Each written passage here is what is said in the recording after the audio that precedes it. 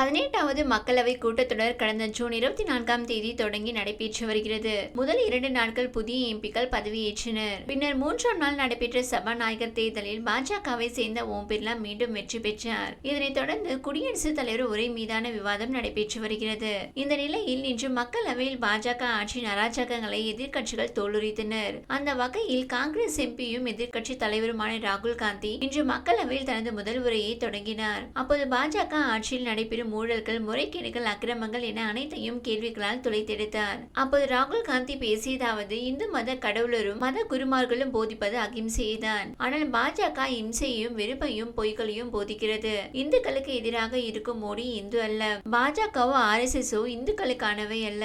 கடவுளுடன் நேரடி தொடர்பில் இருப்பதாகவும் பயாலஜிக்கலாக நான் பிறக்கவில்லை என்று கூறும் பிரதமர் மோடி காந்தி இறந்துவிட்டதாகவும் சினிமா மூலமே காந்தியை பற்றி மக்களுக்கு தெரிய வந்ததாகவும் கூறுகிறார். மணிப்பூரை பற்றி இன்று வரை இந்திய பிரதமர் பேசவில்லை. மணிப்பூர் இந்தியாவின் ஒரு பகுதி இல்லையா? இந்தியாவின் மாநிலங்களில் மணிப்பூரும் ஒன்று என்பதை பிரதமர் மறந்துவிட்டாரா? பிரதமரும் உள்துறை அமைச்சரும் மணிப்பூர் இருப்பதாகவே நினைக்கவில்லை. அக்னிவீர் திட்டம் என்பது யூஸ் அண்ட் த்ரோ திட்டம். அக்னிவீர் திட்டம் கைவிடப்பட வேண்டிய திட்டம். இது ராணுவத்தின் திட்டம் அல்ல, மோடியின் திட்டம். அக்னிவீர் திட்டத்தில் ஒரு வீரருக்கு 6 மாதங்கள் மட்டுமே பயிற்சி அளிக்கப்படுகிறது. அக்னிவீர் திட்டத்தில் ஒரு வீரர் உயிரிழந்தால் அவரின் மரணத்தை வீர மரணமாக இந்த அரசு ஏற்காது. மேலும் உயிரிழந்த வீரரின் குடும்பத்தினருக்கு உரிய நிதி உதவியை ஒன்றிய அரசு வழங்கவில்லை. கடவுளுடன் நேரடி தொடர்பில் இருப்பதாக பிரதமர் தான் சொன்னார், நான் சொல்லவில்லை. அவர் தான் தொலைக்காட்சியில் தான் பயாலஜிக்கலாக பிறக்கவில்லை என கூறினார். மும்பையில் அத்தானிக்கு விமான நிலையம் கொடுக்க சொல்லி அந்த கடவுள் தான் சொன்னாரா? வேலையின்மை பற்றி கடவுள் எதுவும் சொல்லவில்லையா? ராமர் பிறந்த இடம் என சொல்லி அயோத்தியில் ராமர் கோவிலை கட்டினார்கள்.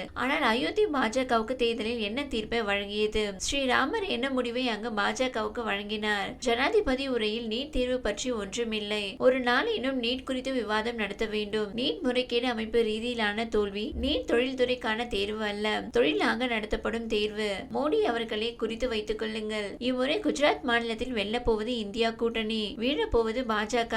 நடந்து முடிந்த நாடாளுமன்ற தேர்தலில் மோடி போட்டியிடுவதற்கு முன் இருமுறை அயோத்தியில் கணிப்புகள் நடத்தப்பட்டன. அந்த கணிப்புகளில் மோடியின் தோல்விக்கான சாத்தியக்கூறுகள் அதிகம் இருந்ததன் காரணமாகவே வாரணாசியில் போட்டியிட முடிவெடுத்தார் மோடி. இப்போது மாணவர்கள் நீட் தேர்வை நம்பவில்லை. ஏனெனில் அவர்கள் இந்த தேர்வு பணக்காரர்களுக்காக வடிவமைக்கப்பட்டது என நினைக்கிறார்கள். திறமைகளற்ற பணக்காரர்கள் மருத்துவத்துக்குள் வருவதற்கான தேர்வாக அவர்கள் நீட் தேர்வை கருதுகிறார்கள். சபாநாயகர் தீர்ப்பு தான் நாடாளுமன்றத்தில் இறுதியானது. சபாநாயகர் அனைவரையும் ஒன்றாக கருத வேண்டும். பதவி ஏற்பின் போது எனக்கு கை கொடுக்கும் சபாநாயகர் நிமிர்ந்து நின்று கை கொடுக்கிறார். ஆனால் பிரதமருக்கு கை கொடுக்கும் போது குனிந்து கொள்கிறார். எதிர்கட்சி தலைவராக ஆன பின்பு நான் காங்கிரஸ் கட்சிக்கு மட்டும் தலைவர் அல்ல, நாடாளுமன்றத்தில் உள்ள அனைத்து மற்றும் சிறிய கட்சிகளுக்குமான குரலாக இருக்க விரும்புகின்றேன். எனது தனிப்பட்ட எண்ணங்களை மாற்றி வைத்துவிட்டு எதிர்கட்சிகளின் குரலாக எதிரொலிக்கிறேன். அத்தானியும் அம்பானியும் லாபம் பெறுவதற்காகவே விவசாயிகளுக்கு எதிராக 3 சட்டங்கள் கொண்டு வரப்பட்டன. இன்று வரை விவசாயிகள் தொடர்ந்து போராடி வருகிறார். ஆனால் போராடும் விவசாயிகளை தீவிரவாதிகள் என்கிறார்கள். போராட்டத்தில் உயிர் நீத்த விவசாயிகளுக்கு ஏன் அவையில் அஞ்சலி செலுத்தவில்லை?